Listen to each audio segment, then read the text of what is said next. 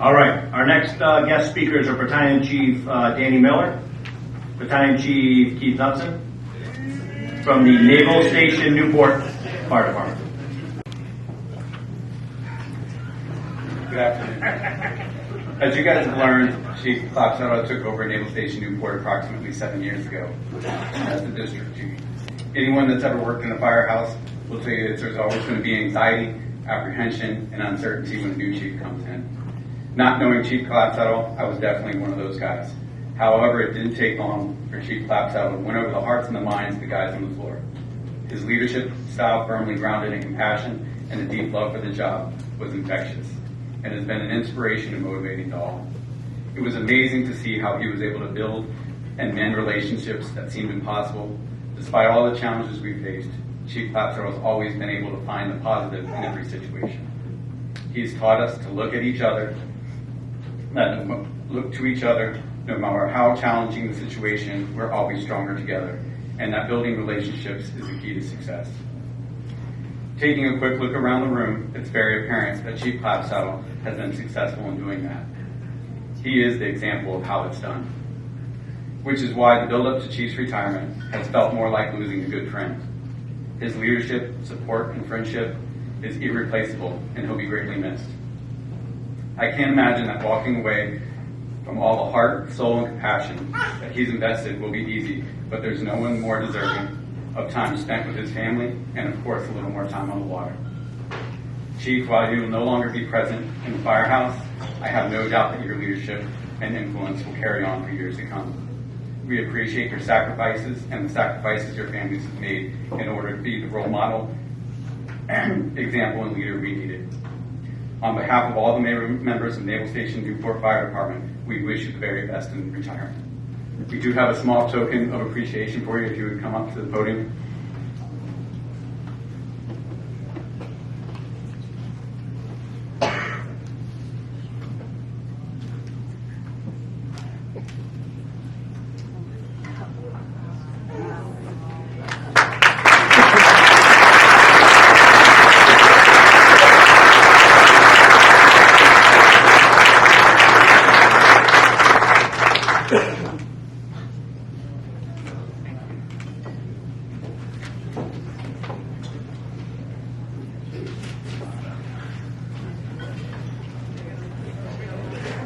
I need my glasses.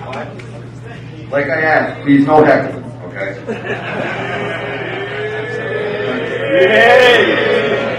That's good. Well, I have a speech here written, and I was told not to go off the cuff, so I'm going to try not to go off the cuff. I have known Chief Clapsaddle for my entire federal firefighter career. When I started at the sub base, I was assigned to Ladder 15 on the Bob Bennett. Don't worry, Bob, I won't tell him what we used to call it.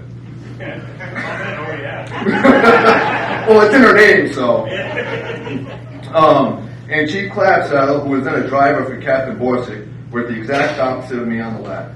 That didn't mean we didn't have contact, because like all firefighters here today know, you talk about the prior day's happenings with those that are leaving you, and before you headed home for the day, you stayed, you had a few laughs with the oncoming shift, with Chief and I often did. The Chief and I had some good times, and we had some not so good times, which I will tell you all about now to show the type of person he is. It was Christmas Day of 2004. I was working and Chief Clapsaddle, who was the captain on the other ship, was off. Assistant Chief Ken Jeffries was the ship commander that day, and he was retiring at the end of the year, so we wanted to do something special for the guys for Christmas. So we gave each and every one of us a battery-operated screwdriver, which I still haven't taken out of the package, just to say how much he was going to miss us and how much he loved us all. I was assigned to the bus that day, but non-fire folks, that's the ambulance. Was upstairs sitting in the day room planning the Christmas meal when Jack Dwyer came upstairs and said to me that I really should go down and check on the Chief. I went down, spoke with him, and decided that we should go to the hospital. So myself and Eric Backett, Eric, where are you at? All right. Transported him to Lawrence Memorial Hospital, and who was there when we arrived? Chief Clapsaddle. And we were going lights and sirens, and I think Eric actually ran some people off the road to get him. Just kidding. Chief Clapsaddle was home getting ready to have a wonderful Christmas day with his family when he received a call from the station saying that the Chief was en route to the hospital.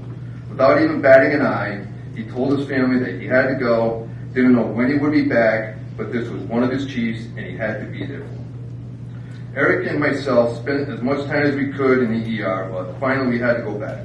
Chief Clapsell told the two of us, don't worry, I will stay with him, and any information I will let everyone know. I told Chief Jeffries we had to go back. He kissed my hand, and he said he loved me, and Chief Clapsell was right by his side until he was transferred to Harvard Hospital. Miss Jeffries and Timmy's, I'm sorry about telling this story because you probably didn't want to hear this today. I really didn't want to tell the story either because it hurts so much. But I think this shows the type of person Chief Clapsell really is. Chief Clapsell is a fireman's type of chief. To this day, he still gets excited every time the bell goes off for a structure fire, which you do. He is compassionate to all the firefighters and shows interest in their daily lives, how they are and how they are doing. When a family member has a medical emergency, who is the first person to call and ask if there's anything that they can do? The chief. Who also is the first person to go up one side of you and down the other, and I am one to testify he has done this to me so many times I lost count to like 103, but 10 minutes later he's your best friend again. So Chief, from me, all the officers and firefighters, Naval Station Newport, and the sub-base, because even though I am in Newport now, some part of me will always be a sub-base firefighter. We are all going to miss you. You made our lives better with your dedication and us knowing that you always put our best interests first before anything else. So, for me personally, sorry guys, I know how I say there are two things in this world I love, and they are my dogs. No horses. I will always love you, and come on up, because you deserve a hug from me.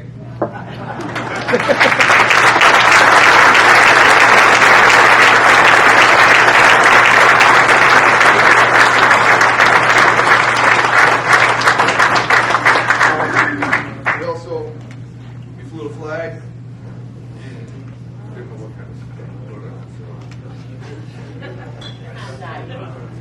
And you read the inscription. The last inscription there.